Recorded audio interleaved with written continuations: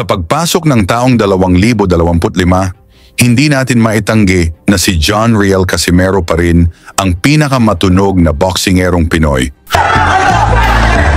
But make no mistake about it. Oh, down! It's down! It's down! And I think it's out!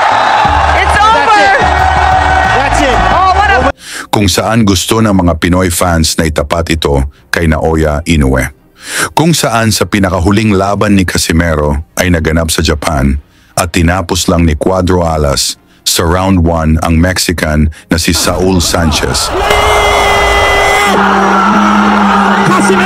sa harap ni Naoya Inoue. Samantala si Naoya Inoue ay natikman ang lasa ng lona sa unang pagkakataon nang pinabagsak ito ni Luis Nery. Bagamat tinalo ni Inoue si Nery, nabuo naman sa isipan ng fans ni Casimero kung paano na lang kung ang kamao ni Cuadro Alas ang tumama sa mukha ni Inoue. Kakayanin kaya ito ng Japanese Monster? About it. Oh, down! It's down! It's down! And I think it's out! It's over! That's it. Oh, what a... Para mas lalo tayong maliwanagan kung gaano nga ba kalakas at katibay itong si Casimero. Balikan natin ang laban ni John Riel Casimero kontra sa kinatatakutang Japanese boxer na si Ryo Akaho. Ang labang ito ay isa sa mga mahirap na hamon para sa ating pambato. Kung karanasan at dami ng pinatumba ang pagbabasehan, malinaw na may lamang si Akaho. Ngunit sa kabila nito, mas lalo pang pinaghandaan ni Casimero sapagkat alam niyang ang tagumpay sa labang ito ay isa sa kanyang mga stepping stone upang magkaharap sila ni Naoya Inoue. Si Akaho ay hindi basta-bastang kalaban, dala ang impresibong record na 39 na panalo, 2 talo, at 26 na knockouts at galing sa 13 magkakasunod na panalo. Kaya sa laban na ito, nangako pa si Akaho na tatapusin ang karera ni Casimero. Sa laban na naganap sa Incheon, Korea. Sa pagbubukas ng unang round, agresibo kaagad si Casimero na gusto ng pabagsakin agad ang Japanese boxer.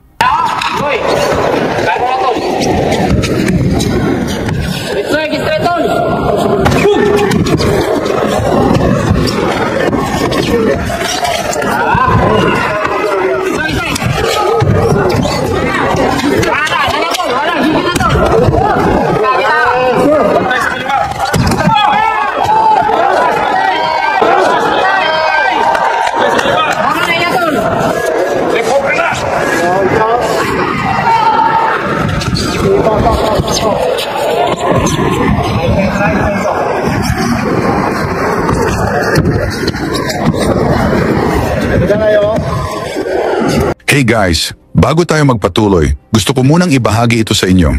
Noon ang Bitcoin nakatumbas lamang ng 2 boxes ng pizza ay umabot ngayon sa halagang $100,000. Talagang napakataas na ngayon, kaya dahil dito, marami ngayon ang nahihikayat sa investment trading.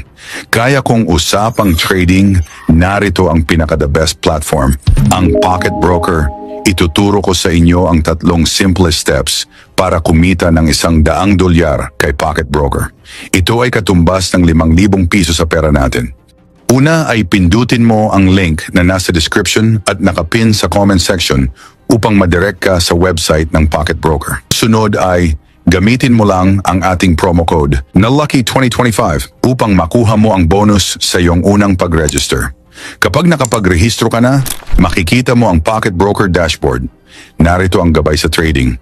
Batay sa aking trading analysis, pababa ang galaw ng market. Kaya sundan natin ito at pindutin ang lower ang red. Antayin lang ng kaunti. At yun na, $100 agad ang kita. Dito sa Pocket Broker, madali lang mag-withdraw. Pwede mong gamitin ang bank account, e-wallet, GCash o kahit cryptocurrency.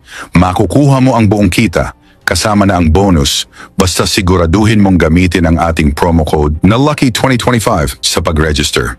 Kung may mga tanong ka tungkol sa kanilang platform, huwag kang mag-alala dahil meron sila ditong 24/7 na chat support ang Pocket Broker. Sa Pocket Broker, may access ka sa mahigit 100 at 30 assets tulad ng currency pairs, indices, stocks at cryptocurrencies. Maaari kang kumita ng hanggang 72% yield anumang oras. Kaya tara sama-sama tayong kumita gamit ang pinaka-the best na platform para sa trading.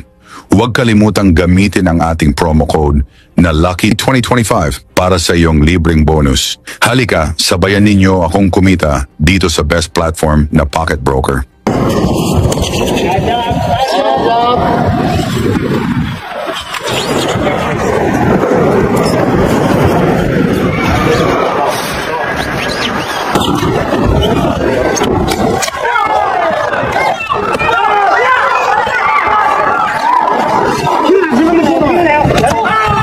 Todo sigaw naman ang mga fans ni Casimero na umaasang makikita nila ang pagbagsak ni Akaho.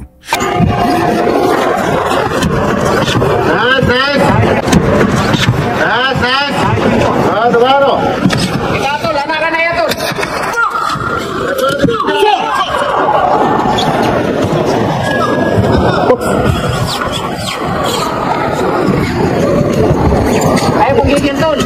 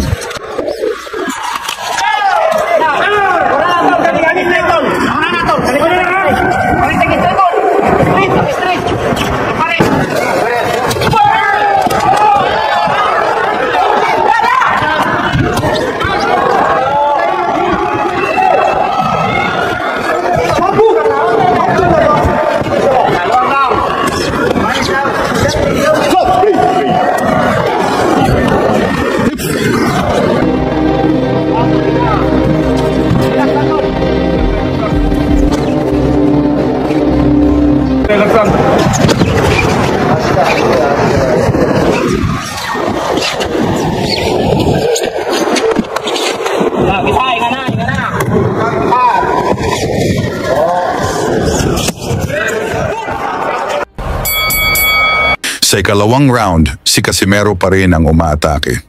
Nagpakawala ng mga malalakas na suntok.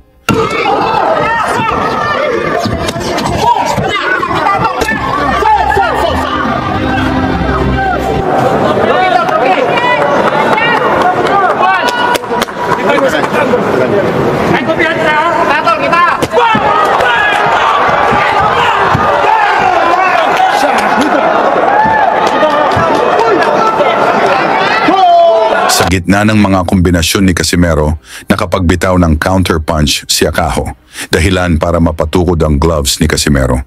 Agad siyang binilangan ng hapon na referee.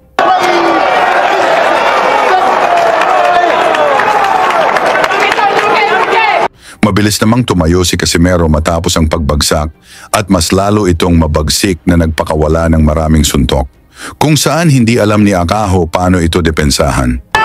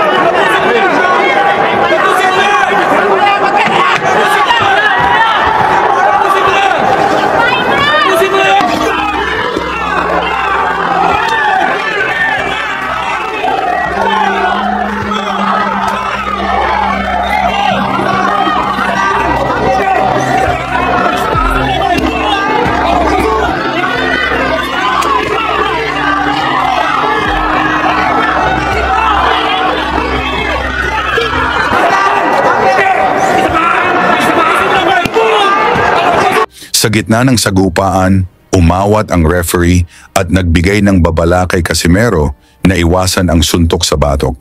Subalit nang makita ni Akaho ang warning ng referee, bigla itong nagdrama at nagkunwaring tinamaan sa batok.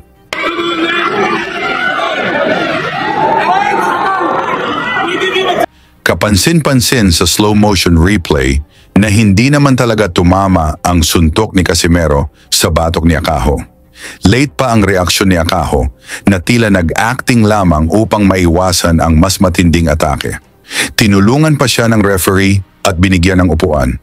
Dahil dito idineklarang no contest ang laban.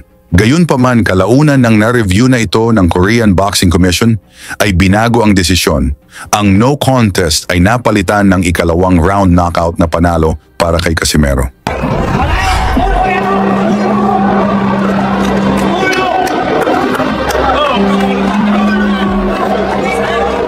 Pagkatapos ng laban, humingi ng paumanhin si Akaho at inamin na sumakit ang kanyang ulo at hindi niya alam kung saan siya tinamaan.